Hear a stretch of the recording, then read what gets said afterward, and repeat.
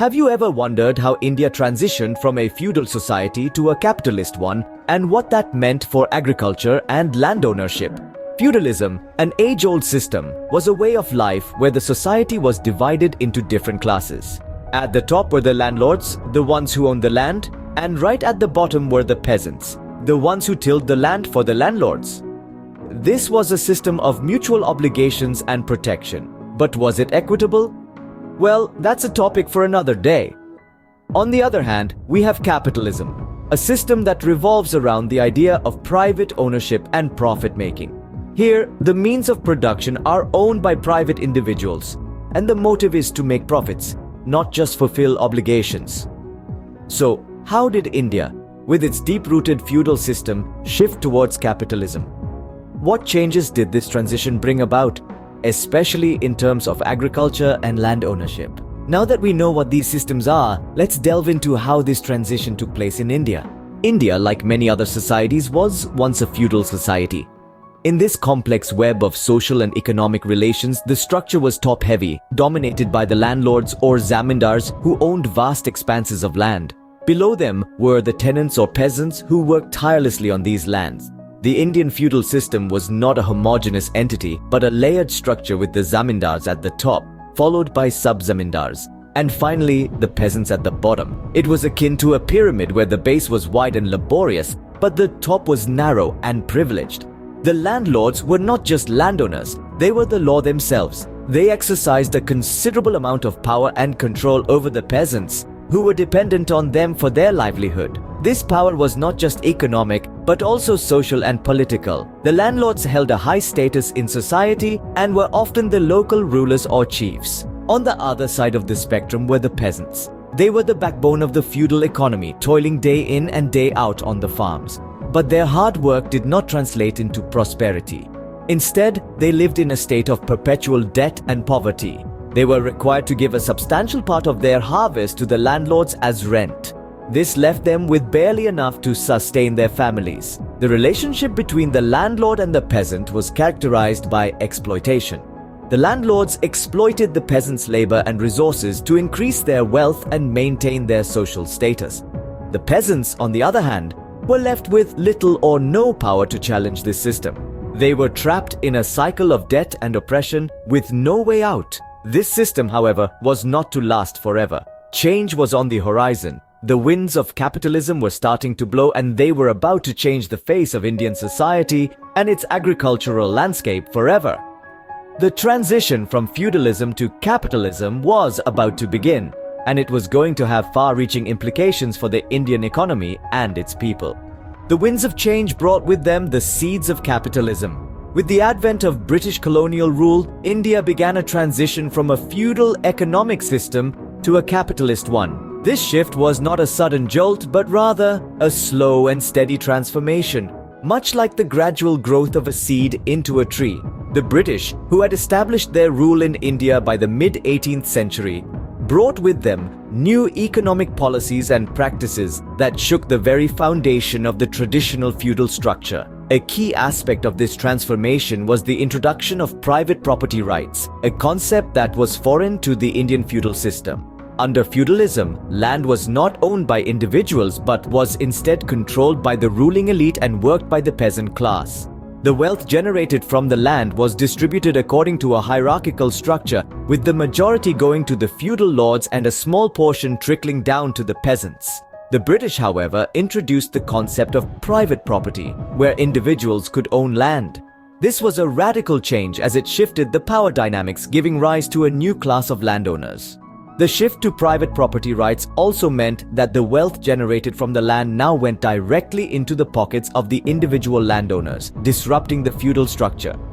But the introduction of capitalism was not just about land ownership. It also brought about changes in the way business was conducted. With the arrival of capitalism, the focus shifted from agriculture to trade and industry. This led to the growth of cities and the emergence of a new urban middle class. The arrival of capitalism in India was a turning point in the nation's history. It not only changed the economic landscape, but also influenced social and political structures. The transition from feudalism to capitalism was not without its challenges. It led to a massive upheaval, with the old order giving way to the new. Just as feudalism had shaped India, capitalism began to reshape the nation in its own image. With capitalism came a new dawn for Indian agriculture and land ownership. As the sun rose on this new economic era, it cast long shadows over the old communal ways of living and working the land. The very concept of property underwent a seismic shift, with communal lands giving way to private ownership. This shift was not just about who owned the land, but also about what was done with it.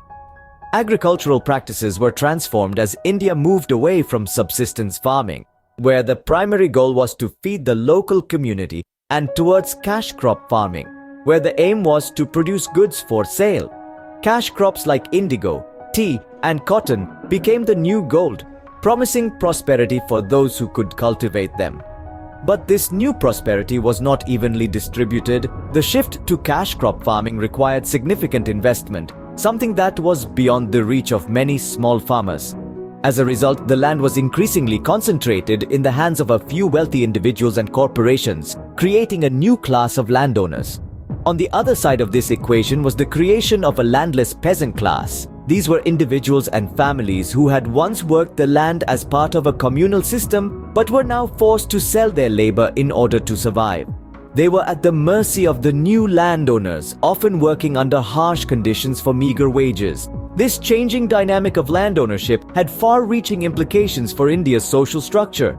It exacerbated existing inequalities and created new ones, altering the fabric of rural communities. It also sparked resistance and rebellion as people fought to protect their rights and their way of life. The transition from feudalism to capitalism had profound implications for India, reshaping its agricultural landscape and social structure.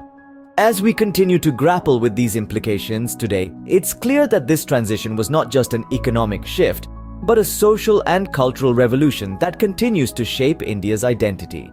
So, we've taken a journey through time, witnessing the transformation of India from a feudal to a capitalist society. We started in the era of feudalism, a time when India was a mosaic of self-sufficient agricultural communities. Power was concentrated in the hands of the local lords, who owned the land and dictated the lives of the peasants who worked it. The feudal system, while rigid and hierarchical, provided a certain sense of stability and order. Yet, it also stifled innovation and limited social mobility. Then came the winds of change, ushering in the era of capitalism. This new economic system, driven by profit and competition, transformed the landscape of India. Suddenly, the focus shifted from subsistence farming to commercial agriculture. New crops were introduced and old ones were cultivated on a much larger scale, all in the pursuit of profit. This transition was not without its effects, particularly on agriculture and land ownership. The introduction of capitalist practices led to the consolidation of land holdings, with the wealthy owning vast tracts of land while the poor were left landless. This disparity in land ownership led to a dramatic shift in the rural power structure, shifting the balance in favor of the wealthy landowners. Agriculture, too, underwent significant changes. The emphasis on profit led to the intensification of farming practices, which in turn resulted in increased productivity. However, this came at a cost. The relentless pursuit of profit led to the overuse of land and resources, causing environmental degradation and threatening the sustainability of agriculture. As we reflect on this journey, we see how the transition from feudalism to capitalism has shaped India's agricultural landscape and land ownership patterns. We see the rise of a new class of wealthy landowners, the intensification of farming practices, and the challenges that come with it. This transition has left an indelible mark on India, shaping the nation we see today. As we continue to understand this transformation, we gain a deeper appreciation for the complexities of history and its enduring impact on our lives.